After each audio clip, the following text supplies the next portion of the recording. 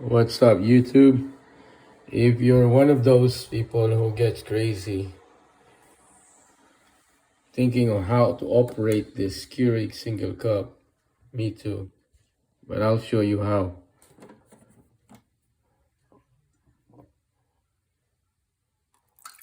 Pour water, turn it on, lift it, close the water container, push back. Now the light will flash, right? Now it's about time to put the cup and turn on, pressing the K button. Now the water will go down and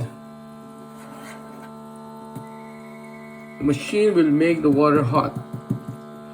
Okay, but you have to wait for 2 minutes. 2 minutes. You don't have to touch anything. You have to wait for 2 minutes before it will start dispensing the coffee, or in this case, the hot water. The light will be blinking, and when it turns solid, it will start giving you water, hot water. So you don't have to press anything, just wait for 2 minutes and it will give you hot water. And if you put a pod inside, it will give you coffee. Now for the coffee, same procedure. Pour in the water, open, and then close the water container. Put the pod in there, close it, it will blink. Just press one time, and this water will go down. And the machine will heat the water. You don't have to press anything, you don't have to touch anything.